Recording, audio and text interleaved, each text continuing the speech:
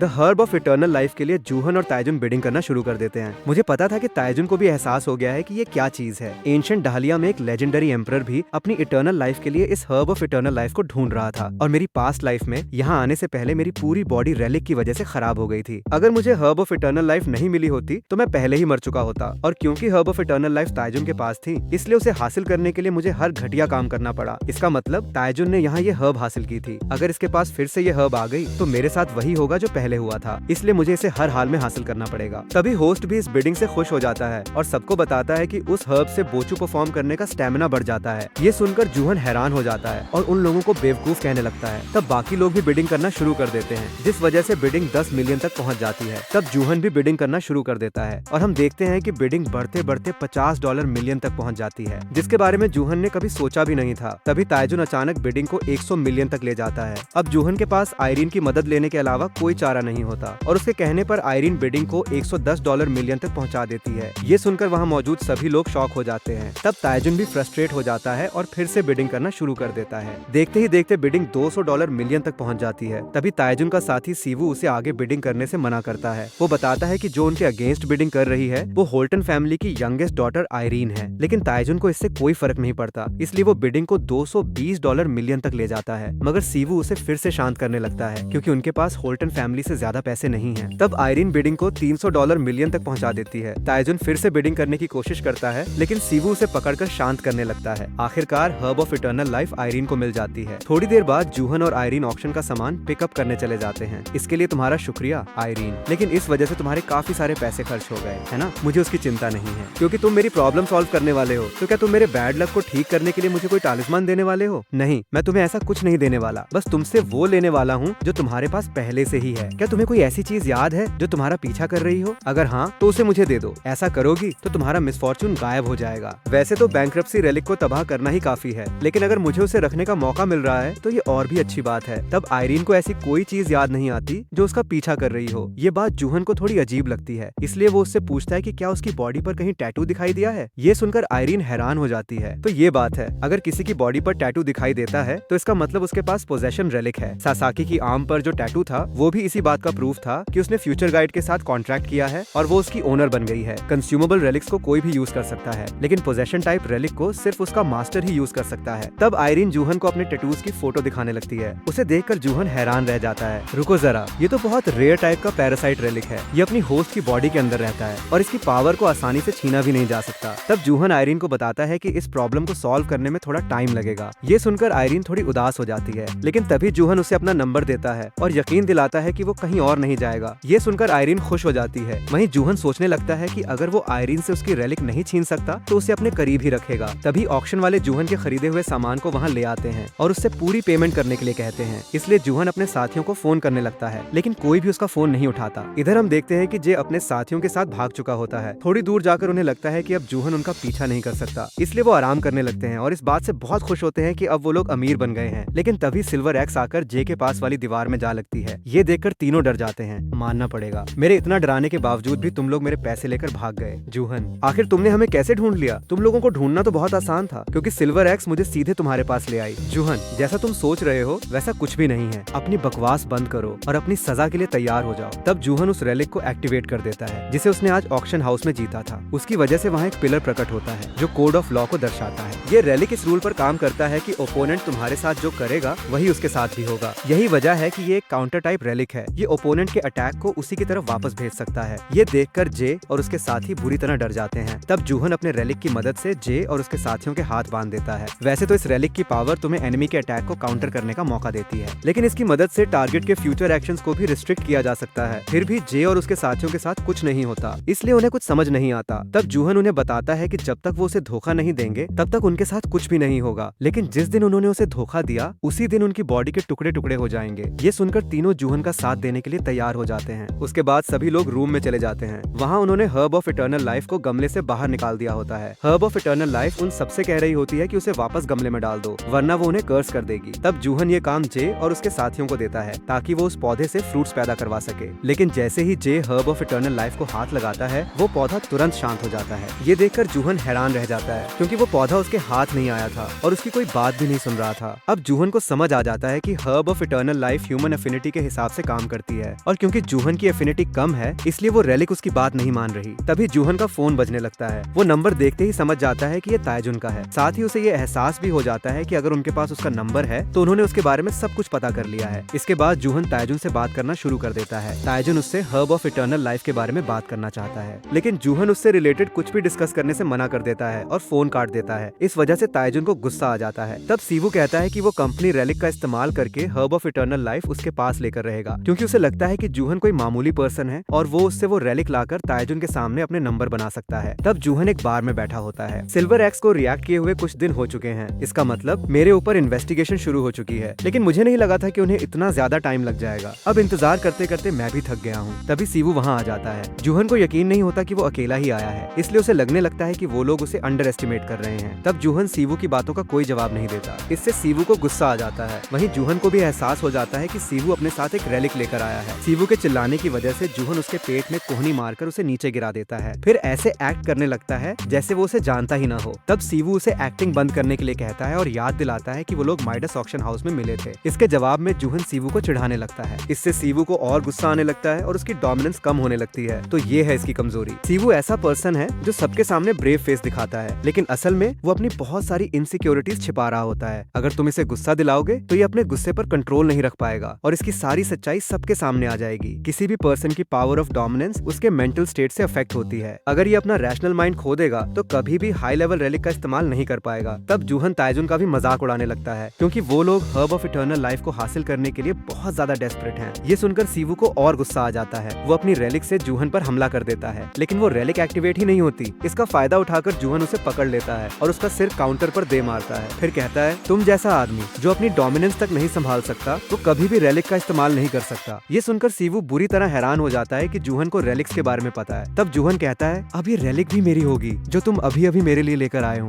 इसके बाद जूहन सीवू को पकड़कर उस रेलिक से बात करने लगता है, क्योंकि उसकी डोमिनेंस काफी स्ट्रॉन्ग होती है, इसलिए वो रेलिक उसे अपना ओनर मान लेती है। तब जूहन उस रेलिक का पाउडर सीवू के ऊपर फेंक देता है। इससे सीवू बुरी तरह डर जाता है। ये वुडू प्रीस्ट ज़ॉम्बी पाउडर है जो ए रैंक पोजेशन रेलिक है। वुडू प्रीस्ट का मानना था कि जो लोग पाप करते हैं उन्हें ज़ॉम्बी बनाकर पनिश करना चाहिए, इसलिए अगर तुम इस पाउडर को टच कर लो या फिर इनहेल कर लो तो कुछ टाइम के लिए अपने होश खोकर ज़ॉम्बी में कन्वर्ट हो जाओगे। और अब जब सीवू अपनी ही रेलिक की वजह से ज़ॉम्बी बन गया है तो कुछ टाइम तक ताइजुन मुझे ढूंढने नहीं आएगा। थोड़ी देर बाद ताइजुन देखता है कि सीवू को जेल में बंद कर दिया गया है, क्योंकि वो सड़क पर ज़ॉम्बी बनकर घूम रहा था। इस वजह से ताइजुन उसे वहीं छोड़कर उस रेलिक को वापस लाने के लिए कहता है जो उन्होंने सीवू को दी थी, लेकिन तभी उसके साथी बताते हैं कि उन्हें सीवू के पास से कोई रेलिक नहीं मिली। ये सुनकर ताइजुन को एहसास हो जाता है कि इसके पीछे जूहन का ही हाथ है, इसलिए वो अपनी अटर्नी को वापस बुलाने लगता है, क्योंकि अब उसकी स्ट्रेटेजी बदलने का टाइम आ चुका है। इधर जूहन और उसके साथी लास्ट वेगस वापस आ जाते हैं। वहाँ पहुंचकर जूहन अपने सभी साथियों से कहता है कि वो सारे सामान को संभाल कर रखें, क्योंकि आगे चलकर वो उनके बहुत काम आने वाला है। आखिरकार मैंने इतने सारे रेलिक्स हासिल कर लिए हैं। अब मेरे पास Egyptian funeral knife, the gold and silver axe, the rope, Muramasa और वो सारी आइटम्स हैं जो मैंने ऑक्शन से खरीदी थी। इसके अलावा बाकी लोगों से छीनी हुई रेलिक्स भी अब मेरे पास हैं। इतना सब मेरे लिए पैसे कमाने के लिए काफी होगा। तभी ताइजुन की अटर्नी ली